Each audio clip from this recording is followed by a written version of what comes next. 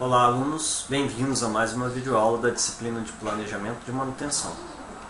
Nessa videoaula a gente vai tratar do assunto de tagueamento e organização da manutenção. O que a gente vai ver mais especificamente nessa videoaula será: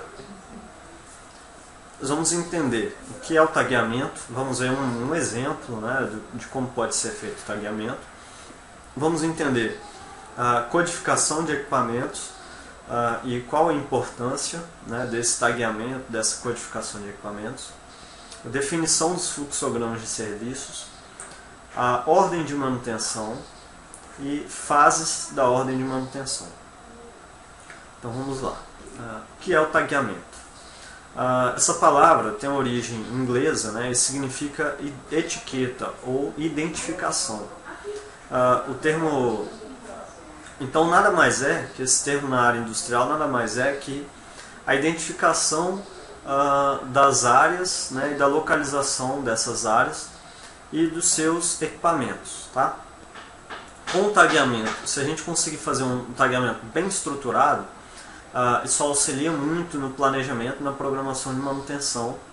Ela torna a execução da manutenção mais rápida, e a gente consegue identificar o equipamento, levantar todo o histórico daquele equipamento, como está a disponibilidade dele para os serviços, como está a vida útil, o custo do equipamento, enfim. Então ela é a base da organização da manutenção, tá? O tagueamento é a base da organização da manutenção, sendo um mapeamento da fábrica, da empresa, tá? Orientando a localização de processos e equipamentos, que precisem receber serviço de manutenção.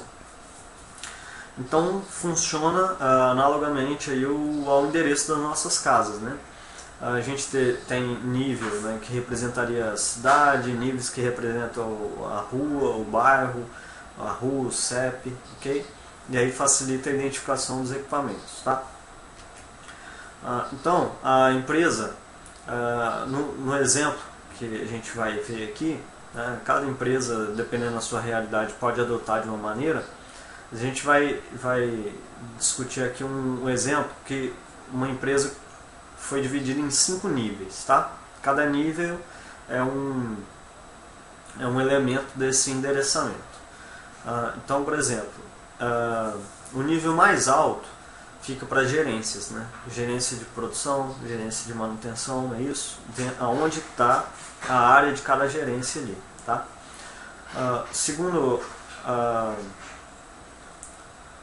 O segundo nível são as áreas dessa gerência, tá bom? O terceiro são os sistemas. O quarto, os sistemas dessas áreas, tá? O quarto nível são os aglutinadores. E por último, é a posição de cada equipamento mesmo, cada subconjunto, Então, cada gerência, ela pode ser, nesse exemplo, foi estipulado que ela seria identificada por um código de 2 dígitos. Pode ser números ou podem ser letras, Então isso varia de cada empresa, varia da realidade de cada empresa, tá? Então a ideia é criar um código bem simples de visualizar, de entender, que todo mundo bata o olho, e já reconheça o código de que área é, de onde está o equipamento, ok? As áreas são os nível 2 e os sistemas, que são o terceiro nível, eles podem ser identificados em códigos de 2 ou 3 dígitos, tá? E sua função é análoga ao CEP, que é usado pelos correios, por exemplo, tá? Então, mais uma vez, isso é um exemplo, e aí depende de cada empresa. Tem empresa que vai adotar 2, tem empresa que vai adotar 3 dígitos, tem empresa que vai adotar 4 dígitos. Então isso depende de cada empresa, tá? Bom, com os sistemas definidos, você tem a gerência, tem as áreas, dentro da gerência você tem as áreas, dentro das áreas você tem os sistemas, Com esses sistemas definidos, aí se definem os aglutinadores de cada um desses sistemas, tá? O aglutinador será o responsável aí por reunir vários equipamentos no mesmo endereço, Seguindo a analogia do endereço das cidades aí, o aglutinador seria uma rua, por exemplo, né? Então na rua, né, isso eu tenho vários equipamentos, né? Definidos os aglutinadores, para finalizar esse tagueamento, então ó, eu tenho gerências no primeiro nível, o segundo nível são as áreas, que está dentro das gerências, né? Cada gerência tem várias áreas, tá? Dentro de cada área eu tenho os sistemas, tá bom? Então cada área tem vários sistemas. Dentro de cada sistema eu vou ter aglutinadores, não é isso? E aí, é como se os aglutinadores são as ruas, né? Os sistemas, então seriam os bairros, por exemplo. O nível anterior são as áreas, então seriam como se fossem as cidades, tá? Dentro dos aglutinadores, que seriam as ruas, vou ter vários equipamentos, não é isso? Então, definidos os aglutinadores, para fechar, né, basta agora a gente definir a posição para cada equipamento, né? Ou o subconjunto ali dos equipamentos, tá?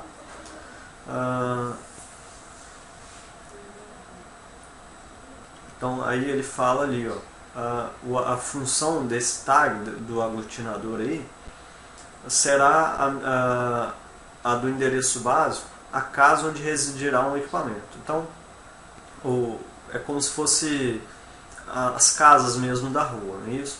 Eu tenho um aglutinador, que seria uma rua, e aí cada equipamento vai estar morando em uma casa, por exemplo, tá bom? E aí a gente pode definir também, cada equipamento pode ser representado aí por 2 dígitos ou 3 dígitos, depende do tamanho da empresa, né? De quantos equipamentos essa empresa tem. Se for uma empresa pequena, de repente 2 dígitos, né, uma letra e um número, ou 2 números, ou 2 letras, já vai identificar. Se for uma empresa maior, tem que partir para 3 dígitos ou 4 dígitos, ok? Ok, então a gente viu o tagueamento, que é a identificação das áreas, né, que seria o endereçamento das áreas. Agora eu tenho a codificação de equipamentos, né, que a gente pode entender também de certa maneira como tagueamento, que é identificar cada equipamento, tá? Então, identificar um equipamento tem como objetivo individualizar, né? Quando você fala um código, você sabe que é aquele equipamento. Então eu posso ter 10 motores elétricos na minha empresa, mas quando eu falar o código de eu estou falando de um motor elétrico, daquele motor elétrico. Não estou falando que é um modelo que tem 10, não. Estou falando que cada um dos 10 iguais que eu tenho, cada um tem uma condição, né? Cada um se comporta de uma maneira, cada um falha numa data, cada um dá problema em algum elemento diferente.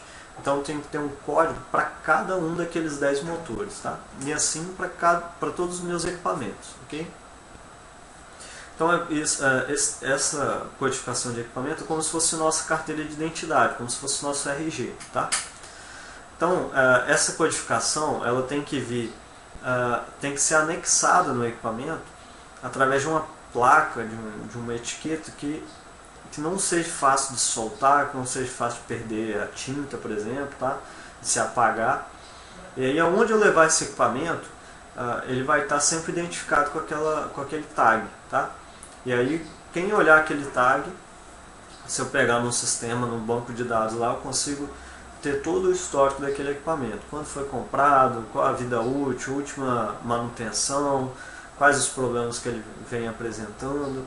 Então tem toda essa rastreabilidade através da minha codificação daquele equipamento, daquele tag, tá bom? Bom, então aí alguns exemplos, ó. MOT, né, MOT, vem de motor, né, 0001. Então esse código são 3 letras e 4 dígitos. Então você bate o olho, você sabe, esse é um motor elétrico de 25 cavalos. O outro, 02, já é um motor diesel da empresa. O GAV, aí, GAV, é uma gaveta elétrica. Né? O head é um redutor, né?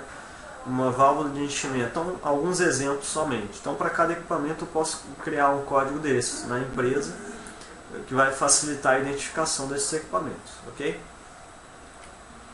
Bom, então com isso a gente definiu o tagueamento, né? A identificação das áreas dos equipamentos, tá bom? E para que tudo isso é importante? Para a gente conseguir controlar a manutenção. Então, nas videoaulas anteriores, nós entendemos o que é um projeto e o que é o gerenciamento de projetos.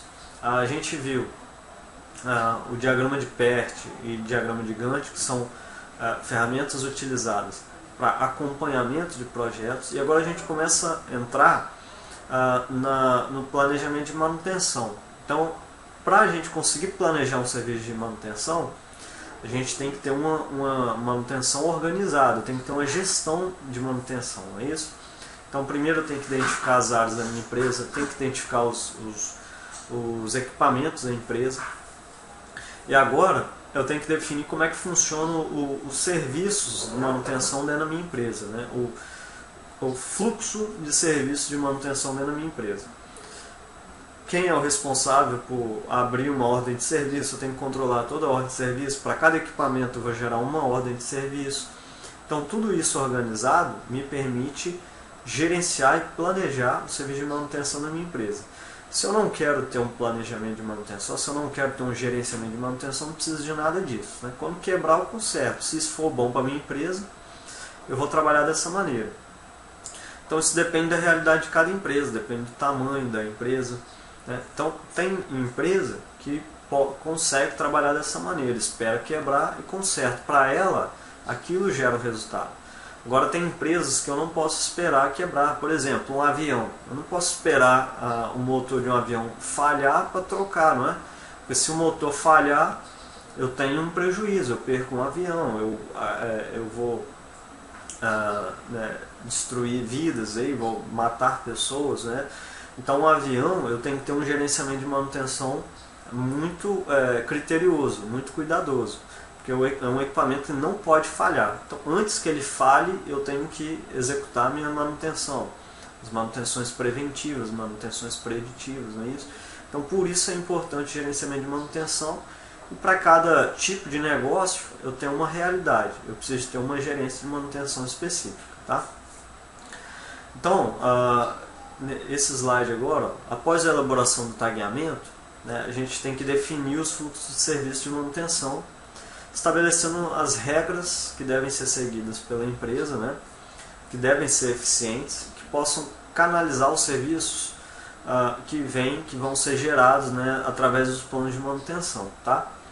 Através de planos de manutenção mesmo, da execução desses planos, através das inspeções, né, na área, em loco, tá? Através das requisições das áreas de operação, e através das manutenções corretivas ou preventivas que possam ter surgido, né? Então, teoricamente, a gente tem 4 caminhos, né, que podem gerar uma ordem de manutenção, tá? Ordem de manutenção, eu não falo quem vem primeiro ou quem vem depois. Ordem de manutenção esse equipamento está liberado para manutenção agora, tá bom? Não é ordem de um na frente do outro, não. É ordem de liberação de manutenção mesmo, tá? É isso que o termo quer dizer. Então eu posso ter 4 caminhos para solicitar essa ordem de manutenção. A solicitação de serviços aberta pela operação, né? Os operadores percebem a necessidade de execução de serviço, então eles vão abrir uma ordem de manutenção. Outro caminho é a ordem de manutenção a partir dos planos de manutenção. O outro, aberta por executante de manutenção, pode ser um serviço de emergência, tá? E a outra através das inspeções em loco, as inspeções em campo, tá bom? Então, rapidamente cada uma delas, solicitação de serviços da operação. Então, o pessoal da operação, os operadores, ele está em contato, né, o tempo todo ali com o equipamento, diariamente. Então, qualquer desvio da condição normal, né, um barulho estranho, um comportamento estranho, ele já pode abrir uma ordem de manutenção, por exemplo, tá? Ordem de manutenção gerada dos planos de manutenção. O que é isso? Eu tenho um equipamento e eu tenho todo um plano de manutenção para aquele equipamento. Então, hoje eu executei uma manutenção, eu sei que daqui 3 meses eu tenho que voltar e refazer um outro serviço de manutenção. Então, quando der 3 meses, o plano de manutenção desse equipamento vai me sinalizar que realmente eu preciso abrir uma nova ordem de manutenção para aquele equipamento naquela data, tá bom? Então esse é um caminho também para geração de ordem de manutenção. Ordem de manutenção aberta pelo executante. Então o pessoal da manutenção, tá? Ele pode cadastrar, ele pode liberar, imprimir ou efetuar um apontamento, quer dizer, sinalizar que precisa, né, de um serviço e encerrar uma ordem de manutenção, tá? O que vai ocorrer quando do surgimento de um serviço de emergência, não é isso? Então surgiu alguma uma emergência no equipamento, então o pessoal da manutenção já pode gerar uma ordem de manutenção, porque é um serviço de rapidez, que precisa de emergência, tá? E ordem de manutenção via inspeção no campo. Então o pessoal está num serviço cotidiano, realizando inspeções, ele verificou uma condição adversa, né, uma situação irregular, ele vai solicitar a abertura de uma ordem de manutenção, ok? Então essas são as 4 possíveis maneiras de se gerar ordem de manutenção. Lógico que isso é um sistema em geral utilizado pelas empresas, mas também pode variar um pouco dependendo da empresa, da sua realidade, tá? O que é essa ordem de manutenção então? É uma instrução escrita que vai definir o trabalho que tem que ser executado pela equipe de manutenção, tá? Em outras palavras, né, isso quer dizer que é uma autorização de trabalho de manutenção que deve ser executado, tá bom? E é ela que vai dar base ao trabalho das equipes de manutenção, né? Definindo de maneira organizada essa ordem de manutenção vai ser um documento, tá bom?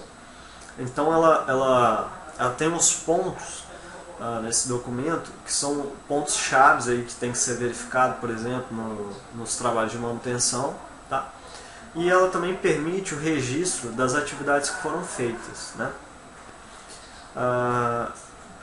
Essas ordens, elas podem ser geradas manualmente, automaticamente, né, ou via uma solicitação de serviço, igual a gente já viu, por aqueles 4 caminhos que a gente já viu. E ela tem uma numeração sequencial, né, para que a empresa consiga gerenciar bem os serviços que estão acontecendo de manutenção, não é isso? Essa ordem de manutenção ela tem um ciclo de vida, o nascimento até o seu encerramento, e aí do nascimento até o encerramento ela vai passar por algumas fases, né?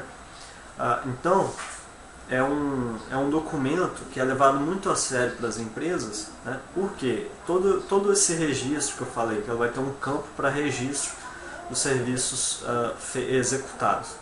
Então todos esses registros, todas essas informações, o ideal é que ela entre num banco de dados, e para que, através daquele tag lá do equipamento que a gente viu, a gente consiga filtrar a vida daquele equipamento e saber como que aquele equipamento se comporta.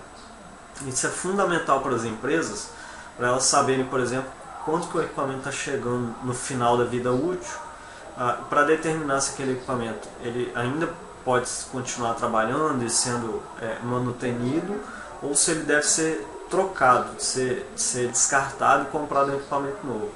Então a ordem de manutenção ela tem que ser muito bem gerenciada, porque é ela que vai dar base para a empresa, né, para saber até quando que eu consigo utilizar aquele equipamento, como que ele está se comportando, né, em relação ao serviço de manutenção.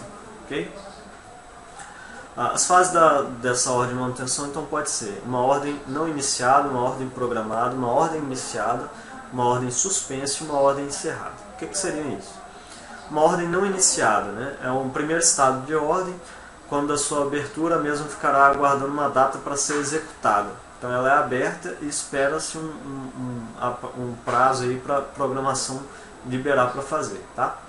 Programada é quando uma ordem já é programada, ou seja, já é definida a data para a sua execução, e ela passa para esse estado podendo receber apontamentos. Então, os apontamentos da programação mesmo, né? Tem que ser feito isso, tem que ser executado tal coisa, precisa de tal insumo, tal ferramenta, né? Então toda essa programação.